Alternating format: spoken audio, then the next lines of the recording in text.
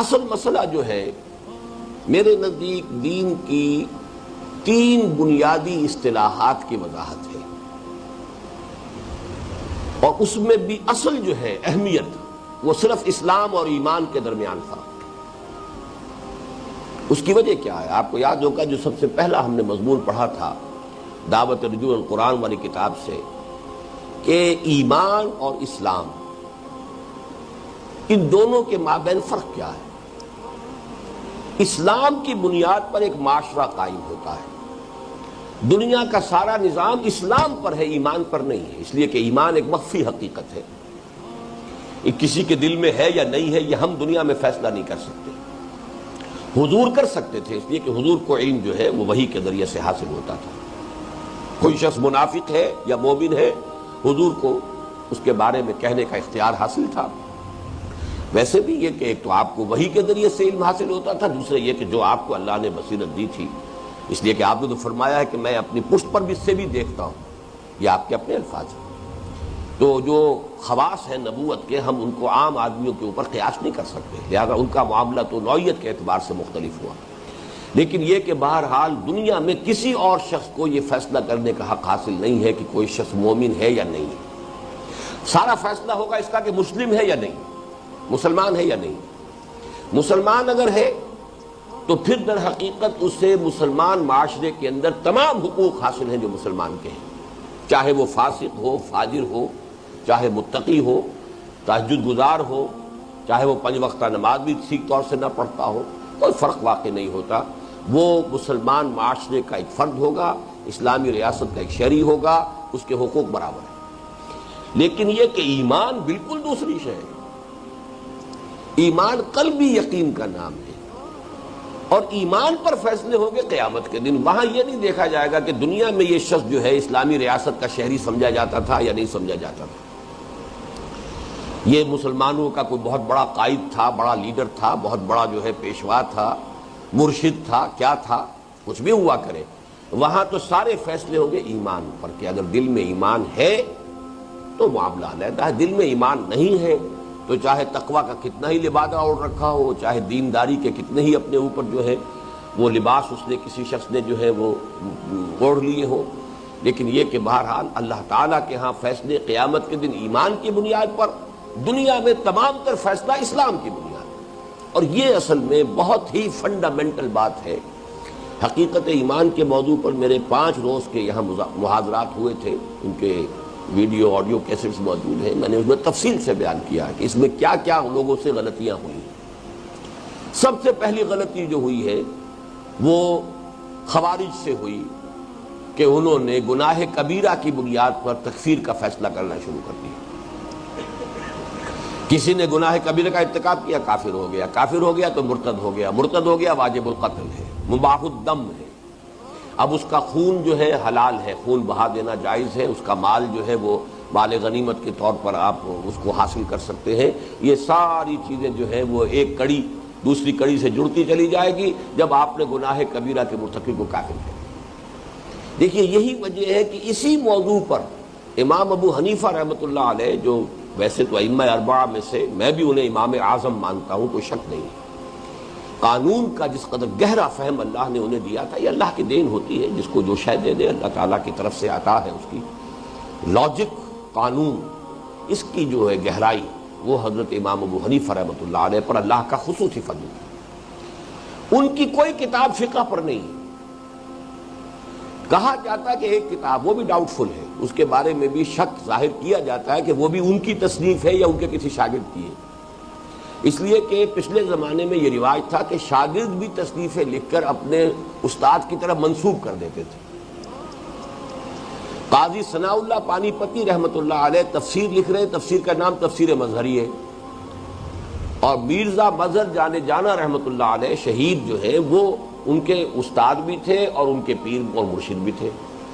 مصنف اس تفسیر کے جو ہیں وہ ہے قاضی ثناء اللہ پانی پتی، لیکن وہ تفسیر کا نام رکھ رہے ہیں اپنے استاد کے نام پر، تفسیر مظہری، استاد اور مرشد کے نام پر۔ تو اس بات کا امکان ظاہر کیا جاتا ہے کہ الفقہ الاکبر جو واحد ایک کتاب ہے، جس کے بارے میں گمان غالب یہ ہے کہ وہ تصنیف ہے امام ابو حنیفہ رحمۃ اللہ علیہ کی، اس کے بارے میں بھی یہ شک ظاہر کیا گیا ہے کہ وہ اصلاً امام صاحب کی تصنیف نہیں بلکہ ان کے کسی شاگرد کی تصنیف ہے جس نے تعظیماً منسوب کر دیا ہے اسے اپنے استاد کی طرف۔ لیکن یہ کہ بہرحال اگر ہے تو وہی ایک تصنیف ہے، وہ فقہ الاکبر ہے، وہ انہی موضوعات پر ہے کہ اسلام تکفیر کب ہوگی، گناہ کبیرہ کا مرتکب جو ہے کافر نہیں ہے، یہ تمام چیزیں۔ المسلم کف لکل مسلم، تمام مسلمان آپس میں درجے کے اعتبار سے برابر ہیں۔ جب کسی کی تکفیر ہو گئی وہ زیرو ہو گیا، اب اس کے اسلامی ریاست کے حقوق جو ہے وہ ایک مسلم کی شہری کی حیثیت سے ختم ہو گئے، بلکہ وہ تو اسلامی ریاست میں تو مرتد ہے، واجب القتل ہے۔ لیکن یہ ہے کہ جب تک تکفیر نہیں ہوئی ہے، کتنا بڑے سے بڑا گناہ کیا ہو، اس نے فرض کیجئے شادی شدہ ہونے کے باوجود اگر اس نے زنا کیا، رجم کر دو، اس سے بڑی سزا اور کیا ہوگی؟ پتھر مار مار کے کسی کو ہلاک کر دینا، لیکن پھر نماز جنازہ پڑھی جائے گی، وہ مسلمان مانا جائے گا، مسلمان مرا ہے۔ اسی طریقے سے کسی نے چوری کی، ہاتھ کاٹ دو، لیکن نماز اس کا جو بھی ہے اس کو مسلمان مانا جائے گا۔ اس کے بعد اگر کوئی قصاص میں قتل کیا گیا، قتل کر دو، لیکن یہ کہ نماز جنازہ پڑھی جائے گی، اس لیے کہ بہرحال وہ مسلمان مرا۔ تو اس حوالے سے ان چیزوں کے مابین اگر انسان جو ہے وہ ذرا سی غلطی کرے تو بات وہی ہو جاتی ہے کہ یک لحظہ غافل گشتم و 100 سالہ راہم دور شد، کہ ذرا سا کسر ہوئی اور کہیں سے کہیں بات پہنچ گئی، گناہ کبیرہ کا مرتکب کافر ہو گیا۔ اس کے بالکل برعکس کام کس نے کیا ہے؟ وہ اہل تشیع نے کیا ہے۔ اس دنیا میں فیصلے کرنے لگے کہ مومن کون ہے، مسلم کون ہے، اس لیے وہ اپنے آپ کو کہتے ہیں مومن بھائی۔ باقی مسلمانوں کو آؤٹ آف چیریٹی، یہ بھی ان کا بڑا یوں سمجھیے کہ ان کی بڑی مہربانی ہے کہ کہتے ہیں کہ ہم انہیں مسلمان مانتے ہیں۔ حضرت ابوبکر کو، حضرت عمر کو، حضرت عثمان کو جو بڑے سے بڑا روادار شیعہ ہوگا وہ کہے گا ہم مسلمان مانتے ہیں۔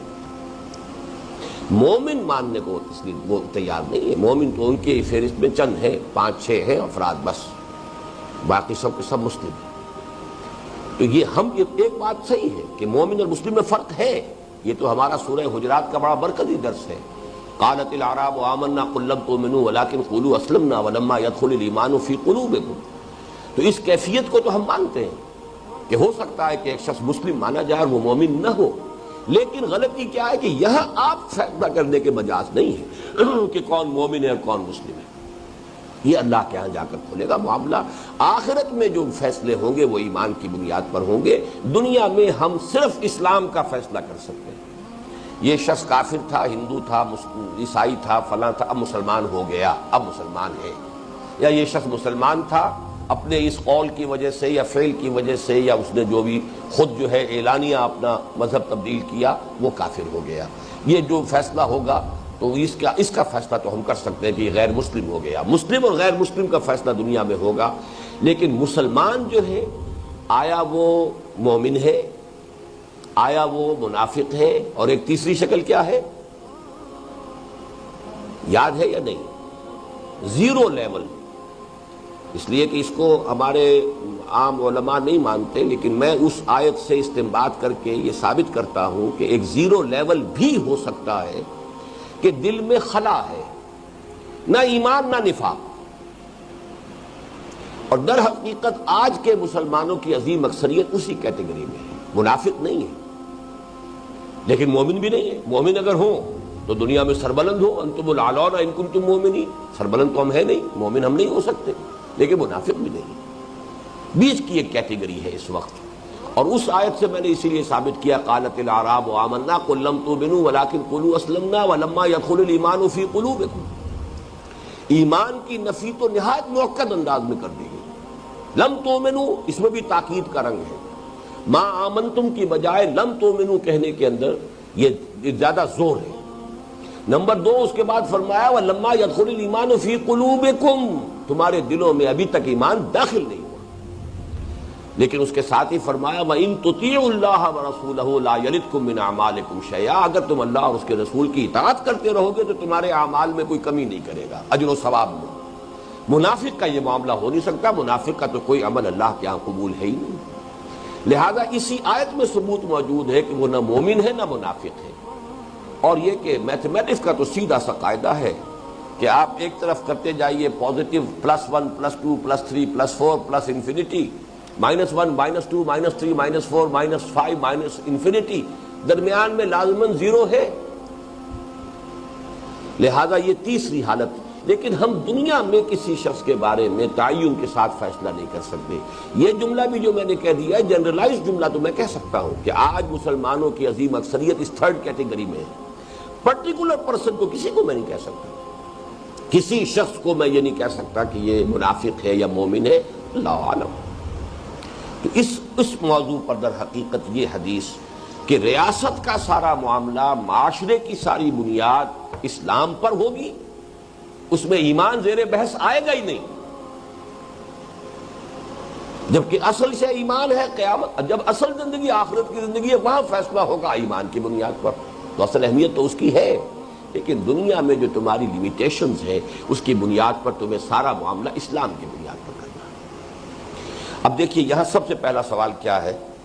فقال، حضرت جبرائیل نے کہا، یا محمد، اے محمد صلی اللہ علیہ وسلم، اخبرنی عن الاسلام، مجھے باخبر کیجئے، مجھے بتائیے اسلام کے بارے میں.